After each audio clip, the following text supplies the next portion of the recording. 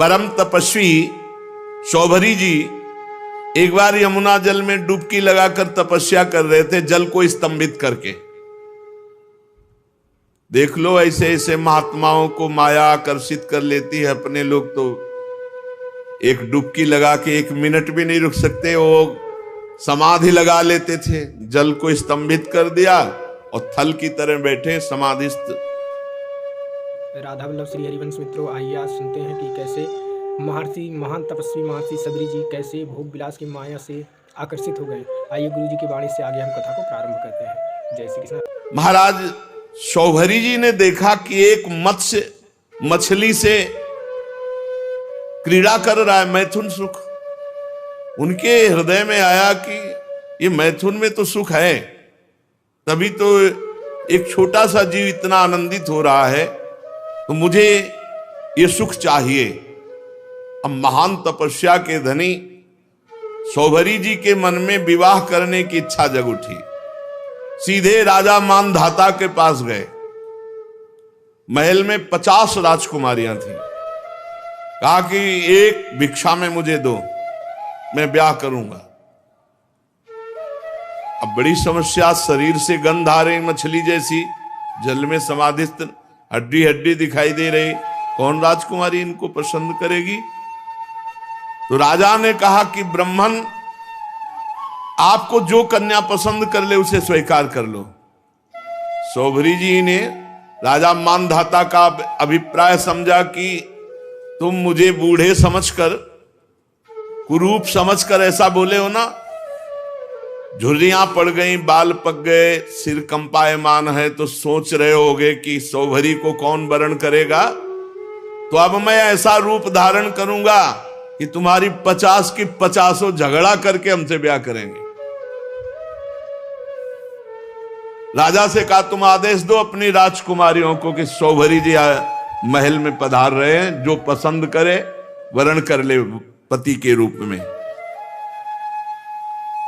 अब तो ऐसा सुंदर रूप संकल्प से बना, तपस्वी महापुरुषों के लिए क्या दुर्लभ। देख लो, कामना जागृत हुई तो भजन का प्रयोग कहां होने लगा। ऐसा रूप की देवांगनाएं लालायित हो जाएं। शौभरी जी ने अंतःपुर में प्रवेश किया और वहां राजा का दूत पहले ही बोला कि राजकुमारियों, परम तपस्वी शौभरी जी पधार रहे हैं, जो पति रूप में वरण करना चाहे वो वरण कर लें। फिर तो 50 कन्या दौड़ पड़ी शौभरी जी के रूप को देखकर। इतना सुंदर रूप, सबने अपना पति बना लिया। शौभरी जी ने कहा चिंता 50 चलो, 50 के साथ ब्याह करेंगे।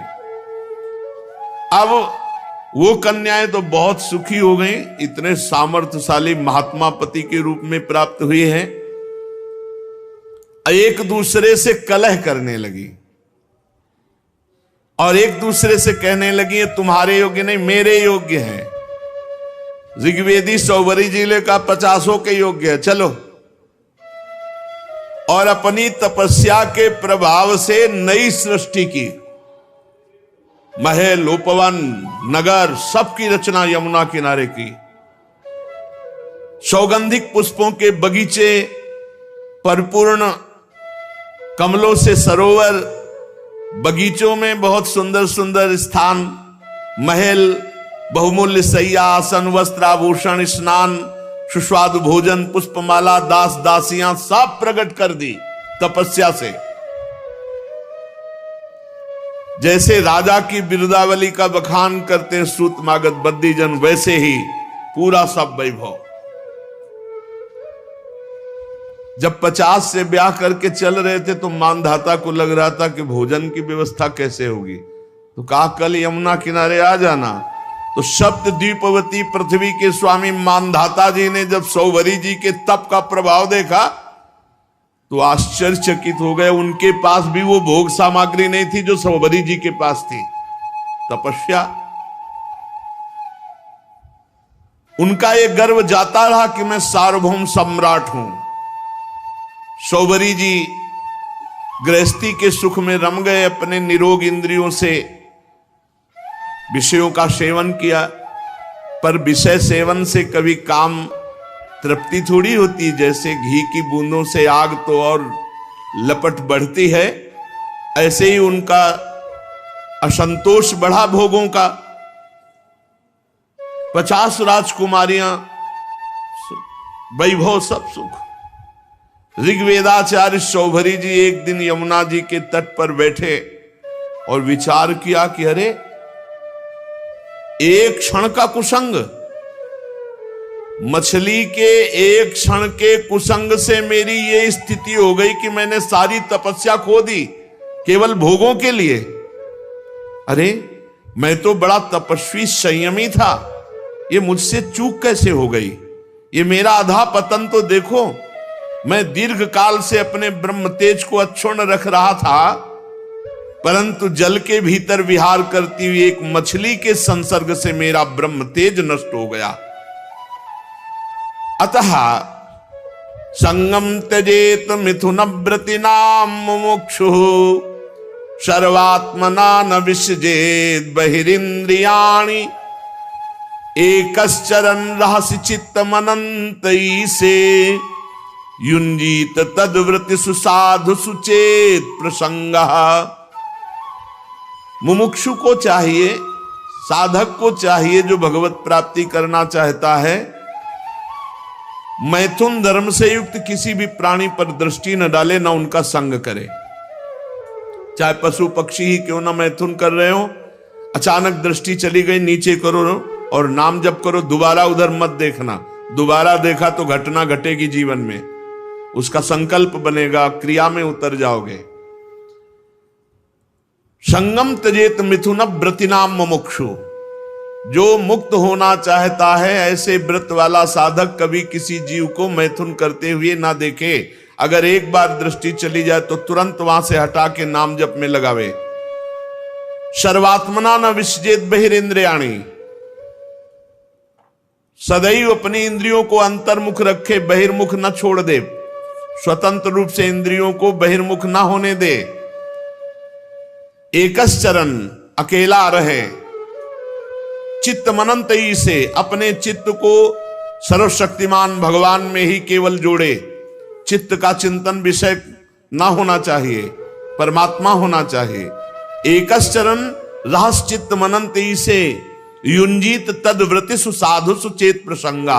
अगर संग करना पड़े तो भगवत प्रेमी महात्माओं का संग करे, अन्यथा असंग रहे, निरंतर भगवत चिंतन परायण रहे, इंद्रियों को अंतर्मुख रखे, कभी किसी को मैथुन से सहवास से युक्त देखकर आकर्षित ना हो जाए।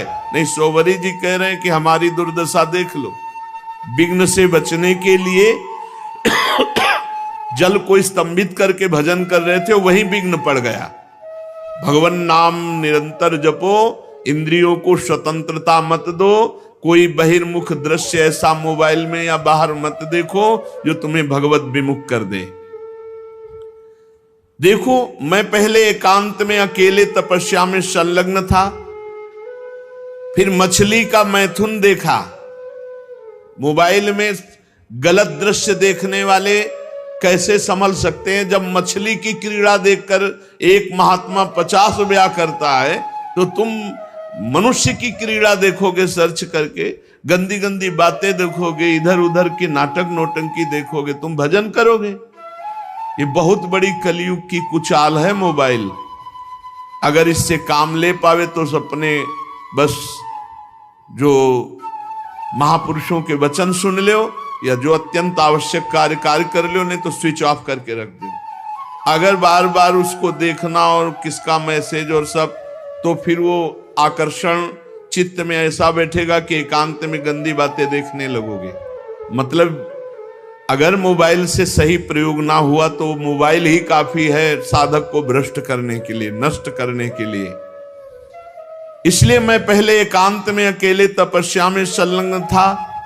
मछली की मैथुन क्रीड़ा देखकर 50 विवाह किए, फिर संतान से 5000 हो गई।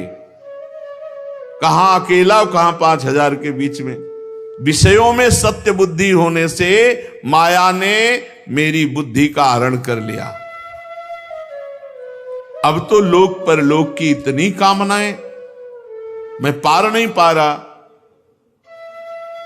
कहां अकेला भगवत चिंतन कर रहे थे, कहां 50 पत्नी, फिर 5000 संतान, फिर उनके ब्याह, फिर उनकी, कहां मैं फंस गया। ऐसा ज्ञान होने पर तत्काल विरक्त हुए और सन्यास पुनः लिया और वन को चले गए। अपने पति को ही सर्वस्व मानने वाली उन पत्नियों ने एकांत वन में भगवत चिंतन करते हुए शरीर छोड़ा और सौभरी जी ने बड़ी घोर तपस्या की, शरीर को सुखा दिया और परमात्मा में लीन कर दिया। परीक्षित, जैसे ज्वालाएं अग्नि की शांत हो जाती हैं, वैसे ही उनकी 50 पत्नियां सौभरी जी के चरण चिंतन करके उत्तम गति को प्राप्त हुई, भगवद आराधना करके उत्तम गति को प्राप्त हुई। तो सौभरी जी के पावन चरित्र से ये शिक्षा लेनी चाहिए कि किसी भी जीव को मैथुन करते हुए कदापि नहीं देखना चाहिए। एक बार दृष्टि जाए, दोबारा दृष्टि ना जाए, उसका चिंतन ना होने पावे, नहीं तो साधक के मन में स्फुरना, फिर संकल्प और फिर क्रिया। इसलिए स्फुरना में ही रौंद दो। इतना नाम उच्च कोटि से जपने लोगों की स्फुरना ही समाप्त हो जाए, संकल्प बनने ही ना पावे। श्री सुखदेव जी महाराज कहते, परीक्षित, मैं वर्णन कर चुका हूं कि मानधाता के पुत्रों में सबसे श्रेष्ठ अम्बरीश जी थे। उनके दादा युवनाश्व ने उन्हें पुत्र रूप में स्वीकार कर लिया। उनका पुत्र युवनाश्व का हारित मानधाता के वंश में 3 अवान्तर गोत्रों के प्रवर्तक हुए। नागों ने अपनी बहन नर्मदा का विवाह पुरुकुत्स से कर दिया। नागराज वासुकी की आज्ञा से नर्मदा अपने पति को रसातल में ले गई और वहां भगवान की शक्ति से संपन्न होकर पुरुकुत्स ने वध करने योग्य गंधर्वों को मार डाला। इस पर नागराज ने प्रसन्न होकर पुरुकुत्स को वर दिया कि जो इस प्रसंग का स्मरण करेगा उसे सर्पों से कोई भय नहीं रह जाएगा। राजा पुरुकुत्स का पुत्र त्रिशदस्य था, उसके पुत्र हुए अनरण्य, अनरण्य के हर्यश्व, उसके अरुण और अरुण के त्रिबंधन, त्रिबंधन के पुत्र सत्यव्रत हुए। यही सत्यव्रत त्रिशंकु के नाम से विख्यात हुए। यद्यपि त्रिशंकु अपने पिता और गुरु के शाप से चांडाल हो गए थे, परंतु विश्वामित्र जी के प्रभाव से सशरीर स्वर्ग चले गए। जब देवताओं ने देखा अनाधिकारी तप के बल से स्वर्ग भेजा गया, तो वहां से ढकेल दिया और वे नीचे को सिर किए हुए गिर पड़े। परंतु विश्वामित्र जी के तपोबल से वो आकाश में ही स्थित है। न स्वर्ग मिला, न ये लोग बीच में टंगे हुए हैं। त्रिशंकु जी वे अब भी आकाश में लटके हुए हैं। त्रिशंकु के पुत्र थे हरिश्चंद्र जी। उनके लिए विश्वामित्र और वशिष्ठ एक दूसरे को शाप देकर पक्षी हो गए और बहुत वर्षों तक लड़ते रहे। हरिश्चंद्र के कोई संतान न थी, इससे वो बहुत उदास रहा करते थे। नारद जी के उपदेश से वे वरुण देवता की शरण में गए, उनसे प्रार्थना की कि प्रभु मुझे पुत्र प्राप्त हो। महाराज, मेरे वीर पुत्र होगा तो मैं उसी से आपका यजन करूंगा। वरुण देवता ने कहा ठीक है। तब वरुण की कृपा से हरिश्चंद्र के रोहित नाम का पुत्र हुआ। पुत्र होते ही वरुण ने आकर कहा, हरिश्चंद्र तुम्हें पुत्र प्राप्त हो गया, अब इसके द्वारा मेरा यज्ञ करो। हरिश्चंद्र ने कहा, जब आपका ये रोहित 10 दिन से अधिक का हो जाएगा तब यज्ञ योग्य होगा। 10 दिन बीतने पर वरुण जी ने आकर के आप मेरा यज्ञ करो। हरिश्चंद्र ने कहा, जब आपका ये रोहित मुंह में दांत निकल आएंगे तब यज्ञ के योग्य होगा। दांत उगाने पर वरुण देवता ने कहा, अब तो दांत निकल आए, मेरा यज्ञ करो। हरिश्चंद्र ने कहा, जब इसके दूध के दांत गिर जाएंगे तब ये यज्ञ के योग होगा। जब दूध के दांत गिर गए तो वरुण देवता ने कहा, अब तो मेरा यज्ञ करो। हरिश्चंद्र ने कहा, जब दोबारा दांत आ जाएंगे तब ये यज्ञ के योग्य होगा। दांतों के उगाने पर वरुण ने कहा, मेरा यज्ञ करो। हरिश्चंद्र ने कहा, महाराज, क्षत्रिय राजकुमार तब यज्ञ के योग्य होता है जब वो कवच धारण करने लगे। राजा हरिश्चंद्र पुत्र के प्रेम से ऐसा टालते रहे। उनका हृदय पुत्र प्रेम में जकड़ा हुआ था। जो जो समय बताते वरुण देवता उसी की बाट देखते। जब रोहित कुंवर को इस बात का पता चला कि पिताजी तो मेरा बलिदान करना चाहते हैं, तो अपने प्राणों की रक्षा के लिए हाथ में धनुष लेकर वन में चले गए। कुछ दिन के बाद उन्हें मालूम हुआ कि वरुण देवता ने रुष्ट होकर मेरे पिताजी पर आक्रमण किया है, जिसके कारण वे महोदर रोग से पीड़ित हो रहे। तब रोहित अपने नगर की ओर चल पड़ा, परंतु इंद्र ने आकर उसे रोक दिया। कहा, बेटा रोहित, यज्ञ पशु बनकर मरने की अपेक्षा है पवित्र तीर्थ और क्षेत्रों का सेवन करते हुए पृथ्वी में विचरण करना। इंद्र की बात मानकर वो 1 वर्ष तक और वन में ही रहे। इस प्रकार दूसरे, तीसरे, चौथे और 5वें वर्ष जहां जाने का विचार करते तो इंद्र देवता कोई न कोई रूप रख कर आते और उसे रोक देते। 6 वर्ष तक रोहित वन में ही रहे। 7वें वर्ष जब वो अपने नगर को लौटने लगे तो उसने अजीगर्त से उनके मंझले पुत्र शुनासेप को मोल ले लिया और उसे यज्ञ पशु बनाने के लिए अपने पिता को सौंपकर उनके चरणों में नमस्कार किया। तब परम यशस्वी श्रेष्ठ चरित्र वाले राजा हरिश्चंद्र ने महोदर रोग से छूटकर पुरुषमेध यज्ञ के द्वारा वरुण आदि देवताओं का यजन किया। उस यज्ञ में विश्वामित्र जी होता हुए, परम संयमी जमदग्नि जी ने अध्वर्यु का काम किया, वशिष्ठ जी ब्रह्मा बने, अयास्य मुनि सामगान करने वाले उद्गाता बने। उस समय इंद्र ने प्रसन्न होकर हरिश्चंद्र को एक सोने का रथ दिया। आगे चलकर मैं शुनासेप का महात्म वर्णन करूंगा। हरिश्चंद्र को अपनी पत्नी के साथ सत्य में दृढ़ता पूर्वक स्थित देकर विश्वामित्र जी बहुत प्रसन्न हुए। विश्वामित्र जी ने बड़ी कठोर परीक्षा ली हरिश्चंद्र जी की। एक दिन महाराज हरिश्चंद्र जी अपने राज्य के वन में भ्रमण कर रहे थे तो आवाज आई कुछ स्त्रियों की, रक्षा करो, रक्षा करो। महाराज हरिश्चंद्र ने विचार किया कि हमारे राज्य में कोई बेविचारी तो है नहीं जो ऐसा कर सके। उनके राज्य में कोई ऐसा नहीं था। बहुत कठोर शासन हरिश्चंद्र जी का। ये अयोध्या के चक्रवर्ती सम्राट थे, धर्मात्मा, प्रजापालक, दानवीर, भगवत भक्त और धर्मनिष्ठा का ऐसा प्रभाव कि इनके राज्य में कोई किसी माता बहन की तरफ गंदी दृष्टि से भी नहीं देख सकता था। इसीलिए उनके राज्य में किसी की अकाल मृत्यु नहीं होती, किसी को रोग नहीं होता। पूर्ववासियों में बड़ी धर्म की रुचि थी। तो जब एक दिन जंगल में शिकार खेलने गए तो वहां कुछ स्त्रियां पुकार रही थी और कह रही थी, हमें बचाओ, हमें बचाओ। राजा ने शिकार खेलना छोड़कर उनके समीप गए और कहा, डरो मत, हमारे राज्य में ऐसा दुष्ट बुद्धि वाला तो कोई है ही नहीं जो इस अन्याय करके किसी स्त्री को ऐसे, डरो मत। तो शांत हो गई। पास में देखा विश्वामित्र जी खड़े थे और वो स्त्रियां और कोई नहीं थी, विद्याएं थी जो अपने तपोबल से समस्त विद्याओं को अधीन विश्वामित्र जी कर रहे थे। मूर्तिमती विद्या स्त्री होकर क्रंदन कर रही थी और विश्वामित्र जी उन्हें अधीन कर रहे थे। जब उन्होंने कहा ऐसा कोई दुष्ट बुद्धि वाला हमारे राज्य में है ही नहीं, कौन है जो तुम्हें सता रहा है? तो विश्वामित्र जी ने कहा, सता तो हम रहे तो दुष्ट बुद्धि के हम हुए। और भारी क्रोध आ गया। जो ही क्रोध आया सो तप में क्रोध आना हानि का विषय, विद्याएं सब अंतर ध्यान हो गई।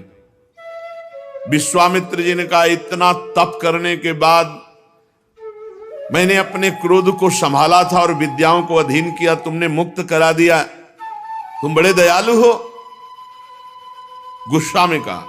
हरिश्चंद्र जी ने हाथ जोड़कर विनय पूर्वक कहा, मुनि, मैं राज्य धर्म का पालन कर रहा हूं। राजा का कर्तव्य है, यदि कोई अनाथ, कोई शरणागत किसी भी तरह सताया जाता है तो उसकी रक्षा करना कर्तव्य है। अच्छा, तो फिर मेरी भी रक्षा करो, मेरी इच्छा अनुसार दान करो। राजा ने कहा, आदेश कीजिए। तो उनका, इस समय तुम्हारे पास क्या है? घोड़ा, खजाने की चाबी, दो। दान ले लिया और कहा, दक्षिणा में हमें प्रचुर स्वर्ण चाहिए। कहा दिया, ठीक, चलो दक्षिणा दो। तो उनका खजाने तो पहुंचे, बोले मिथ्यावादी, जब खजाने की चाबी दे दी तो खजाना तेरा कैसे? हाँ ये बात तो है। और घोड़ा दे दिया तो जहां तक घोड़े की टाप गई सारा राज्य मेरा। बहुत दानी बनता है, बहुत उदार बनता है, विद्याओं की रक्षा करेगा तू, अब दे। तो उनका महाराज चिंता मत करो, हमारे राज्य में तो हमको कोई खरीदेगा नहीं, और वो राज्य अब आपका हो चुका है। इसलिए राजा ने विचार किया कि सभी शास्त्र पुराण कहते हैं काशीपुरी भगवान शंकर के त्रिशूल पर बसी है और उसके अधिपति देवाधिदेव महादेव हैं, अतः वो परम दिव्यपुरी में चल करके अपने आप को बेचना चाहिए, और जो बेचने से स्वर्ण मिले वो दक्षिणा में देना चाहिए। जो अभी चक्रवर्ती सम्राट थे, विश्वामित्र जी ने नंगे पैर निकाला राज्य से, और जाओ बिको और दक्षिणा दो। अब परम सुकुमारी रानी सेव्या, पुत्र रोहित काशी को चल पड़े। मार्ग में मुनि ने एक माया रची कि राजा रानी और रोहित तीनों को अत्यंत प्यास लगी, बहुत सुंदर जल की, मीठे जल की सृष्टि की, और आप बैठ गए ब्राह्मण के वेश में और कहा आओ पानी पी लो। बहुत आग्रह किया। राजा ने कहा मैंने मुनि को दान दिया है, दान की पूर्णता दक्षिणा से होती, जब तक दक्षिणा नहीं दे लूंगा पानी नहीं पीऊंगा। ऐसा कह के राजा आगे बढ़ गए। ब्राह्मण ने रानी और रोहित कुंवर से भी कहा कि जल पी लो। उन्होंने कहा नहीं, हम धर्मात्मा राजा की संतान हैं, हम उनकी पत्नी हैं, जब तक राजा अपनी दक्षिणा नहीं दे देते तब तक हम पानी नहीं पिएंगे। ब्राह्मण ने कहा झूठ, राजा तो जल पी गए, तुम लोग क्यों जल नहीं पियोगे? तो उन्होंने कहा कि वो परम स्वतंत्र हैं, वो पी सकते हैं, लेकिन जब तक वो मुझे आदेश नहीं करेंगे मैं नहीं पीऊंगा। और झूठ बोला था कि वो पी गए। विश्वामित्र जी ने परीक्षा ली थी, बड़े प्रसन्न हुए और कहा जाओ जिस कार्य के लिए जा रहे हो। 1 महीने की अवधि मांगी थी, 1 दिन शेष रह गया। अब यहां अयोध्या से काशी पैदल चल के जाना। विश्वामित्र जी ने कहा कि अगर तुमने हमारी दक्षिणा नहीं दी और समय पूरा हो गया तो मैं तुम्हें शाप दे दूंगा। आज का अंतिम दिन है। हरिश्चंद्र ने मुनि को प्रणाम किया और कहा अभी आधा दिन शेष है, अभी आप कुछ मत बोलिएगा, प्रयास करते हैं कोई मुझे खरीद ले। आपने इतने दिन प्रतीक्षा की और कर लीजिए, आधा दिन की ही तो बात है। मुनि अंतर्धान हो गए। राजा ने अपने बेचने का निश्चय करके पुकारा। साध्वी रानी ने कहा महाराज अगर आप बिक जाएंगे तो मैं और पुत्र। तो उन्होंने कहा देखो धर्म के लिए सब कुछ बलिदान है, अगर पूरी दक्षिणा नहीं पड़ी तो आपको भी बेच दूंगा, पुत्र को भी बेच दूंगा, अपने आप को बेच दूंगा। पति की ऐसी अवस्था देख करके रानी बहुत अंदर से विकल हुई। उधर विश्वामित्र जी की कड़ी चेतावना, तो चित्त में दुख है और गदगद कंठ से पुकार कोई मुझे खरीद ले। तो एक वृद्ध ब्राह्मणी के वेश में 500 स्वर्ण मुद्राएं देकर के रानी को खरीदा। रानी ने उस ब्राह्मणी से प्रार्थना की कि यथाशक्ति मैं घर की पूरी सेवा करूंगी, कभी इंकार नहीं करूंगी। मेरी 3 बातें आपको माननी होंगी। मैं कभी किसी पुरुष से संभाषण नहीं करूंगी, एकांत में नहीं मिलूंगी, किसी का जूठा नहीं खाऊंगी, और सेवा के अतिरिक्त मैं एकांतवास करूंगी, मेरे समीप कोई नहीं आना चाहिए। स्वीकार कर लिया। अब राजा के सामने ही रानी बिक गई। अब पुत्र को अंचल पकड़कर मां के संग जाते देख करके पहले तो बहुत हटाया, जब नहीं हटा तब कुछ स्वर्ण मुद्राएं देकर पुत्र को भी साथ में खरीद लिया। राजा अत्यंत दुख से व्यथित कि कहां राजकुमार और महारानी कैसे रहती थी, आज बिक करके सेवा में। विश्वामित्र जी याद हमके राजा ने प्राप्त धन कि हमने पुत्र और पत्नी बेच दिया, ये लीजिए, तो उनका शेष पूरा कौन करेगा? हम महाराज अभी मैं हूं ना, मैं अपने को आवाज लगाता हूं, कोई ना कोई मिल ही जाएगा। तो उसी समय चांडाल खरीदने के लिए उपस्थित हुआ। विश्वामित्र जी की पूरी दक्षिणा दी। जब राजा को पता चला खरीदने वाला मेरे को चांडाल है, तो उन्होंने कहा विश्वामित्र जी आपकी शाप की अग्नि से जलकर मरना ठीक है, लेकिन इस चांडाल की अधीनता मैं स्वीकार नहीं कर सकता। विश्वामित्र जी समय खत्म हो रहा है, मुझे दक्षिणा चाहिए थी, वो मिल गई, अब तुमको चांडाल के अधीन होके रहना पड़ेगा। अब तो उसकी इच्छानुसार बनकर के दास सेवा करनी होगी।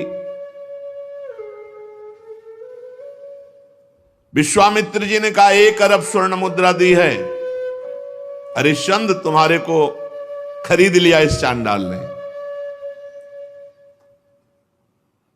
बड़ी विडंबना, चक्रवर्ती सम्राट चांडाल के अधीन। उन्होंने कहा स्मशान में पहरा दो। रात्रि में स्मशान के पहरा में काम में लगा दिया।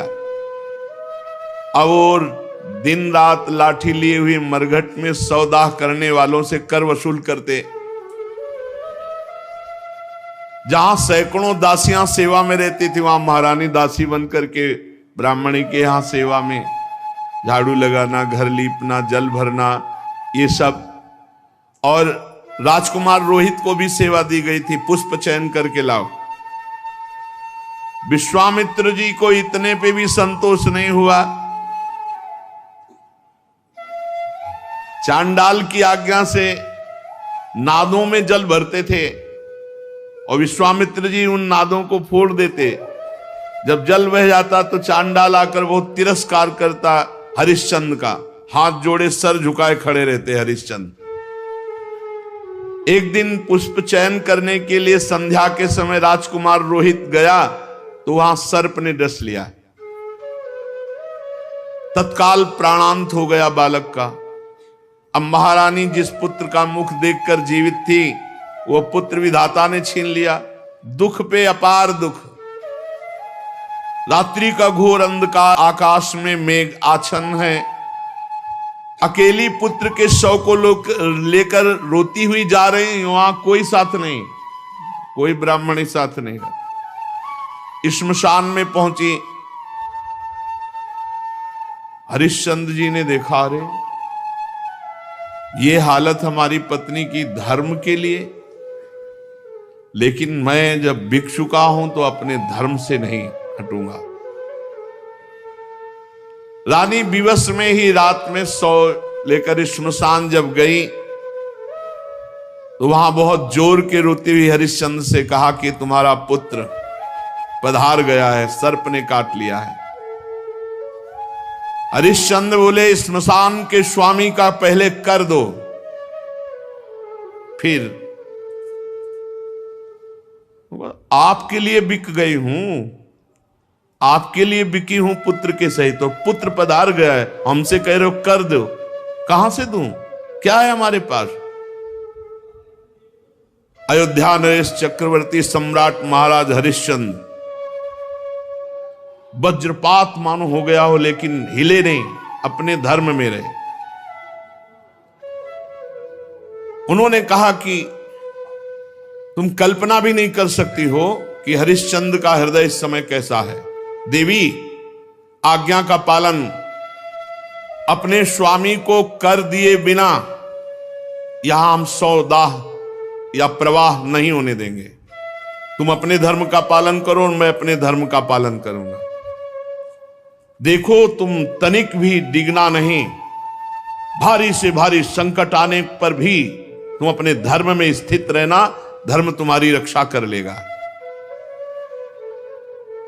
सौ ढकने के लिए कोई वस्त्र तो था नहीं, तो अपने जो शरीर में वस्त्र था उसके पहला ही टुकड़ा करके लपेट कर लाई थी।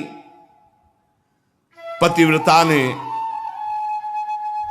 दूसरा उसी कपड़े का जैसा हिस्सा फाड़ा और कहा कि ये कर के रूप में ले लो। जे ही उन्होंने लिया तो विश्वामित्र जी प्रकट हुए और कहा,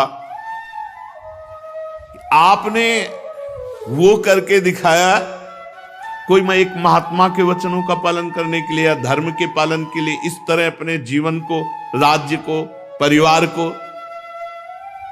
उसी समय जो चांडाल ने खरीदा था वो प्रकट हुए और कहा, जानते हो मैं मूर्तिमान धर्म हूं, तुम्हें दास कौन बना सकता है? जो धर्मात्मा पुरुष है उसको किसी की त्रिभुवन में ताकत नहीं कि उसे दास बना सके। साक्षात धर्म, साक्षात धर्म ने ही चांडाल रूप होकर के खरीदा था। साक्षात अंबा अन्नपूर्णा ने ही, जो ब्राह्मण के वेश में थी, वो कुंवर को और रानी को खरीदा था। देवराज इंद्र ने अमृत की वर्षा की, रोहित कुंवर जीवित हो गए। विश्वामित्र जी ने कहा, ये अपनी चाबी पकड़ो और ये लगाम घोड़े की, जाओ तुम्हारी जय हो, तुम माया पर विजय प्राप्त कर चुके हो। देवराज ने कहा कि अब तुम्हें मृत्युलोक का राज्य करने की जरूरत नहीं, सशरीर स्वर्ग की यात्रा करो। हरिश्चंद्र ने कहा, नहीं, मर्यादा है, धर्म कहता है तो पहले यहां हम तप के द्वारा शरीर छोड़ेंगे, फिर जो भगवान गति देंगे। अयोध्या में पुनः महाराज हरिश्चंद्र जी आए, प्रजा जय जयकार करती हुई बहुत सुख में निमग्न हुई। सत्यात् परो धर्मः, सत्य से बढ़कर कोई परम धर्म नहीं, और जो धर्म का पालन करने के लिए कष्ट सहता है उसकी सदैव विजय होती है। ऐसे महाराज त्रिशंकु के पुत्र हरिश्चंद्र जी थे, जिनका यश सत्य के लिए विस्तार को प्राप्त हुआ। शेष चर्चा के श्री राधा वल्लभ लाल की जय श्री कृष्ण। मित्रों, अगर आप यहाँ तक बने रहे हैं तो हमारे चैनल को सब्सक्राइब कर लें। ऐसे ही नए नए संतों की कहानियाँ लेकर आता रहूँगा मैं हमारे चैनल पर। राधे राधे, जय श्री कृष्णा।